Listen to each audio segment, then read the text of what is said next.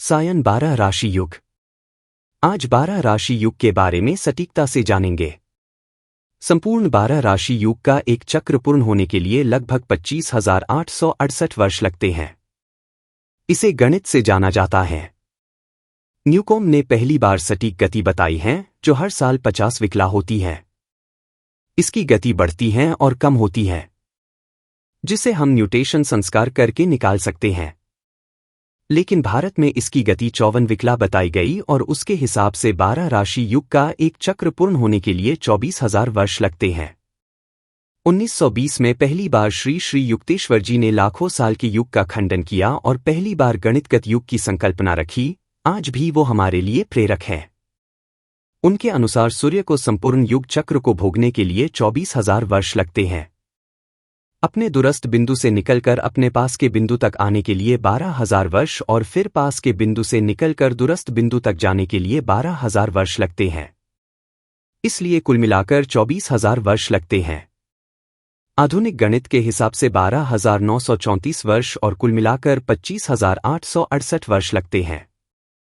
स्वामी जी ने 12,000 वर्ष में 4 युग जो दूरस्थ से निकट बिंदु तक सूर्य के भ्रमण के दौरान बताए गए हैं, और 12,000 वर्ष में 4 युग जो निकट बिंदु से दूरस्थ बिंदु तक बताया है। इस तरह से कुल 8 युग होने चाहिए, लेकिन दूरस्थ बिंदु पर सत्ययुग और निकट बिंदु पर कलयुग की गणना एक बार की जाती है, इसलिए स्वामी जी 6 युग बताते हैं। सत्ययुग, शीर्ष त्रेतायुग, शीर्ष द्वापरयुग, कलयुग, पद द्वापरयुग, पद त्रेतायुग और फिर से सत्ययुग इसी क्रम में चलता रहता है। 1894 में लिखे एक लेख में स्वामी जी सत्ययुग 9,600 वर्ष, शीर्ष त्रेतायुग 3,600 वर्ष, शीर्ष द्वापरयुग 2,400 वर्ष, कलयुग 2,400 वर्ष, पद द्वापरयुग 2,400 वर्ष, पद त्रेतायुग 3,600 बताते हैं। कुल मिलाकर 2,400। आधुनिक गणना के हिसाब से सत्ययुग 10,343.2 वर्ष, शीर्ष त्रेतायुग 3,880.2 वर्ष, शीर्ष द्वापरयुग 2,586.8 वर्ष, कलयुग 2,586.8 वर्ष, पद द्वापरयुग 2,586.8 वर्ष, पद त्रेतायुग 3,880.2 आता है। कुल मिलाकर 25,868 वर्ष।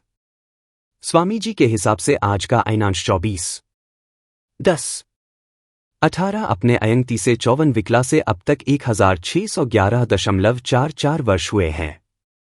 उसमें से 1,200 घटा देने पर 411.44 वर्ष से मतलब 1,611 ईस्वीसन से द्वापर युग चल रहा है, जो 4,011 ईस्वीसन में खत्म होगा। आधुनिक गणित के हिसाब से 1,736.88 वर्ष हुए हैं और उसमें से 1,293.4 घटाने से 443.48 वर्ष आता है, मतलब 1,579 ईस्वीसन से द्वापर चला आ रहा है और 4,165 ईस्वीसन को द्वापर खत्म होगा। युग की गणना हर जगह गलत कही गई है। मैंने अपनी कड़ी रिसर्च द्वारा यह समझा कि 12 युग होते हैं, जैसे 12 राशि हो। पूरे 12 युग का एक चक्कर होने को 25,868 बरस लगते हैं। तो एक राशि युग 2,155.6667 बरस लगते हैं। एक राशि में 9 चरण होते हैं।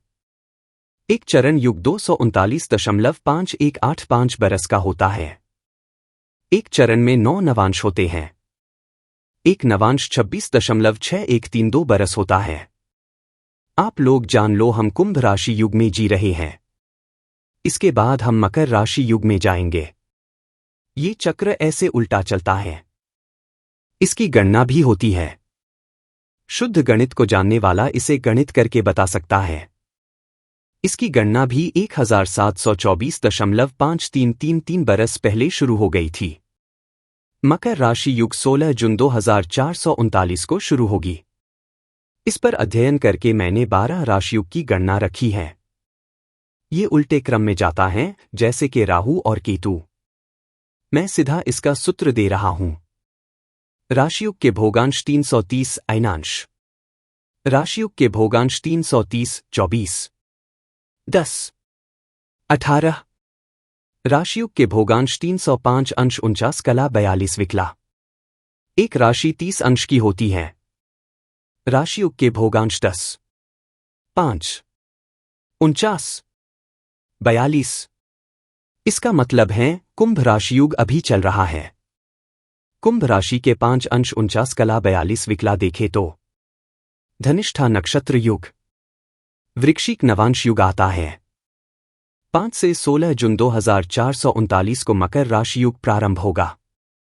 शुद्ध गणित से ब्रह्मांड के रहस्य जाने जाते हैं। ईश्वर की भाषा गणित है। 12 राशि युग के बाद ज्यादातर ये जानना चाहते थे कि स्वामी युक्तेश्वर जी के अलावा कोई है क्या जो लाखों साल के युग को नकार दे। मैंने उस प्रश्न का उत्तर दिया है। आप देख सकते हो, चित्र में उनके नाम और युग प्रारंभ के वर्ष देख सकते हो। आज उस रहस्य को उजागर करेंगे जो हमारे सामने होकर भी हम जान नहीं सके। कली युग की शुरुआत 18 फरवरी 3102 BCE को हुई है। मेरे लिए कली युग का कोई महत्व नहीं है क्योंकि मैं 12 राशि युग में यकीन करता हूं। लेकिन 3102 BCE का महत्व अपने आप बनता है। Biblical year of creation 3761 BCE को मानते हैं।